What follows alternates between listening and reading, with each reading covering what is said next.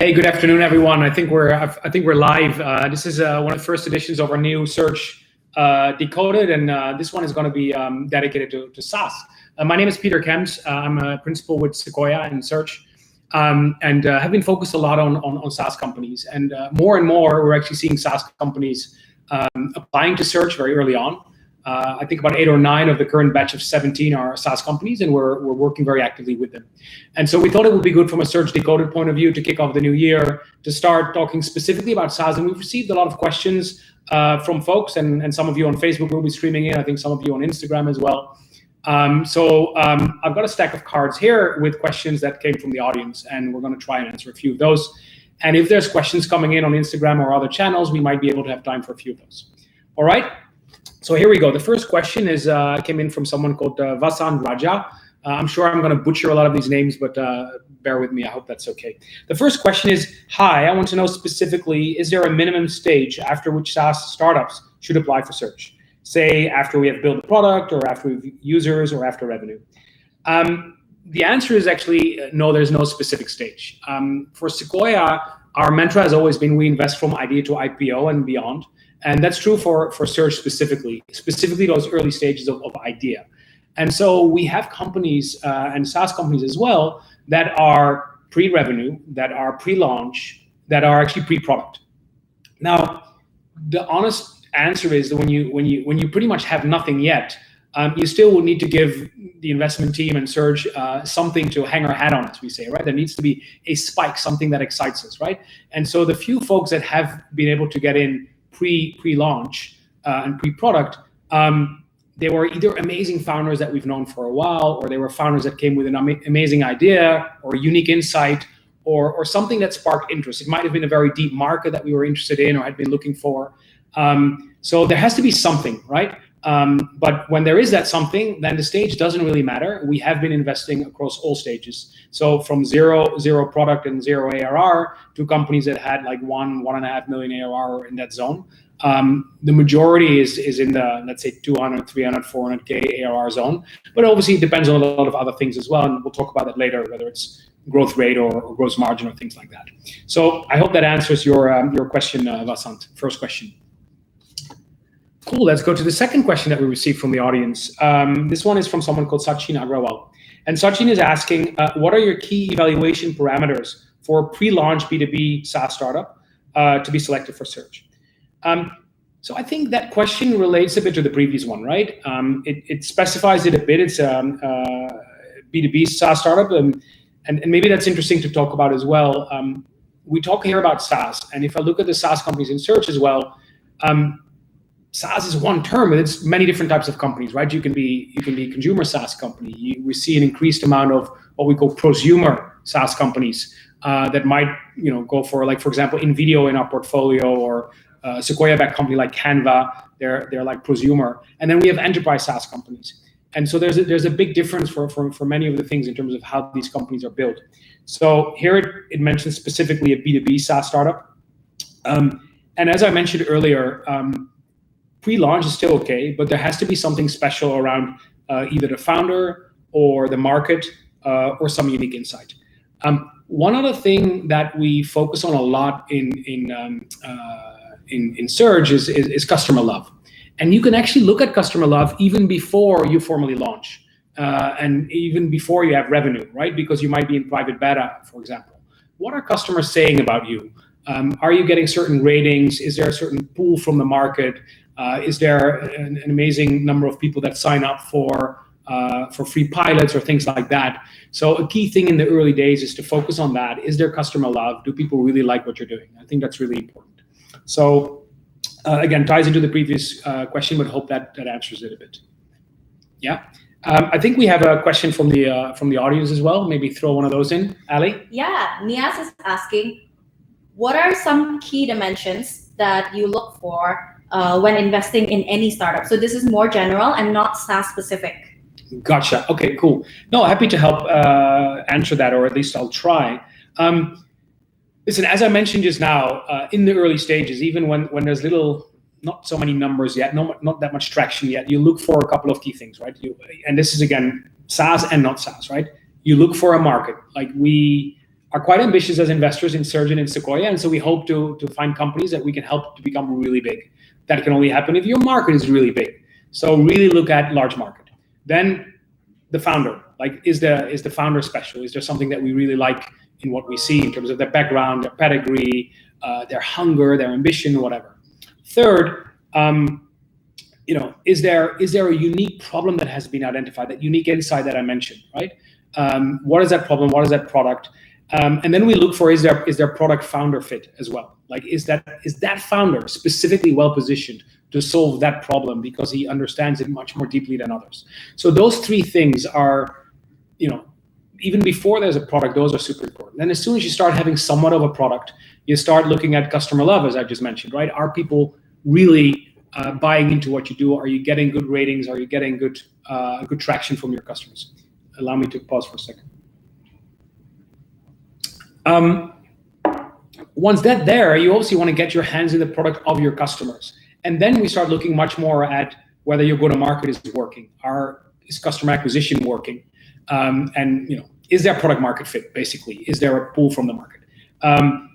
As you go there, we start looking more and more at numbers as well. And that is kind of like Surge, but also like beyond that, Series A's, etc. When you start looking at the numbers, at the metrics, right? So whether it's revenue and revenue growth, or gross margin, customer acquisition cost, lifetime value, a lot of these metrics, and some of the metrics are the same, like obviously things like growth and LTV, CAC, etc.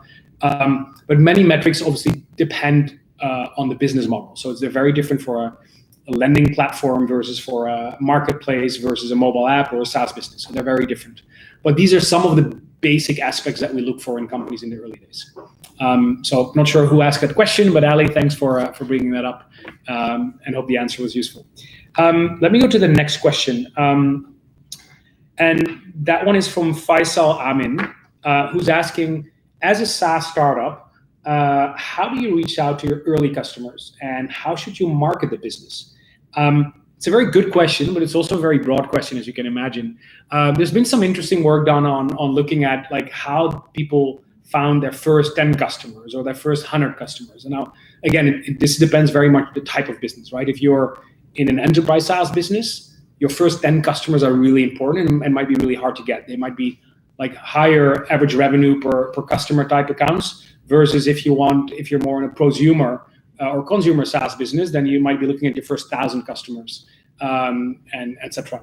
But specifically for B2B and the SaaS that is maybe mid-market or enterprise, 25K ACV, annual contract value or above, how do you get those first 10 customers? And there's basically three ways, right? The first is, and it's very normal, it's just people right? How do you leverage your network? How do you build your network? Can you activate folks that you've known, that you've worked with, like Salesforce, for example? Many of their first customers were actually former colleagues of the people that had joined Salesforce. If you look at Figma, which is a Sequoia investment in the US in the design space, the founder just started like talking to all the designers he knew. And that's the first step. Talk to all the people that you know and build your network. And specifically folks that, as I mentioned earlier, where there's a product founder fit, where the founder understands a problem and a product really well. Normally they come from that industry and they know a lot of people in that industry, and that's where it all starts. The second step, and that's what Figma did as well, like once you've kind of like exhausted your own network, you go into the place where your customers hang out, right? And so for designers, in the case of Figma, that was Twitter, but for others it might be open source community or groups on Facebook where product managers hang out, or other social networks, or things like Hacker News where Dropbox launched, etc., etc. So number one, your own network. Number two, where people hang out and where you can find them. That's the first. Once that's done, it's also press. Like make sure that people know you. And specifically in enterprise sales, it's harder to go into a customer and we've never heard about you, versus, oh, I read about you in Fortune or in Forbes or in another magazine or online or whatever. And so getting that press and becoming seen as more of a challenger rather than just a startup that we've never heard of is very important. So those three things are very important to reach out to customers. The second part of the question is, how do you market the business? That's obviously much broader, and something that maybe is too much detail for now. But one of the things that we actually focus a lot on in Surge, and we spent a whole day on it last week, is on storytelling and how you position yourself. There's many SaaS companies we see that go after markets that are crowded or are perceived as crowded, unless you're able to articulate how you're different, and not just, oh, our feature is slightly better, but how we're truly different. So can you articulate why and how you're carving out a specific category that you're trying to own? How can you tell a story to these customers? You might find them, but what's the story that you tell them that makes them excited about what you're doing, that makes them see the world the way you see it, and that makes them understand a new paradigm or a new world where the need for your product is pretty much inevitable, right? And so thinking through that and thinking through that basic storytelling around your business and around that positioning is very important when you reach out to these first customers. So that's something we focus on a lot. Faisal, I hope that answered the question. Let me go to the next question. The next question is from Swapnil Kate, if I pronounce that correctly. And he's asking, what are your thoughts on growing a B2B enterprise SaaS product? So again, we just talked about how much different SaaS companies there are. Sequoia has been investor in quite a few like real enterprise SaaS companies, and what normally makes it enterprise is the type of product, who they sell to in the enterprise. But normally when people say that, they also refer to high ACV, high annual contract value type customers. So 100K ACV, annual contract value and above. Those are normally not easy sales, right? It's not like I do marketing and they buy it themselves and that's that, right? There's normally much more understanding of the problem, much more integration with the customer. So there's longer sales cycles, and then there's longer implementation cycles. But against that investment of time and effort, there is obviously higher contract values and more sticky customers normally. But you have to tune your go-to-market engine specifically to that type of sale, right?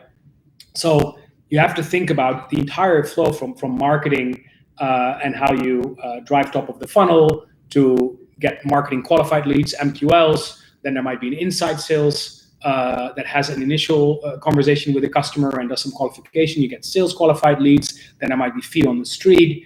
And so it's an entire engine, and that engine needs to be humming, because what you want to drive is what we call sales cycle compression, where not just your win rate goes up in these engagement, but the time in which you can close these deals goes down. You bring revenue forward, you reduce your customer acquisition cost, but that's not easy. And it requires you to really tune that engine and try and reduce friction in all these different layers of the stack, right? I'm saying that, yes, but you can think about it as a funnel. Just as with consumer apps, you talk about a funnel of acquisition. Here you got that as well, right? And so tuning that and optimizing the conversions. Do I find the right customers? Do I reach them? Do I convert them to some sort of lead, marketing qualified lead, sales qualified leads, etc., all the way to closing them? It is quite hard. And fortunately, many folks have done it, right? So if you look at Salesforce, if you look at ServiceNow, there's many successful enterprise SaaS companies out there. And so there's also lots of theory around enterprise sales and solution selling and value selling. And so familiarizing yourself with some of those things, not just as a theory of the sale itself, but building that go-to-market engine is quite important. And so I hope that answers that question. All right, we have a few more.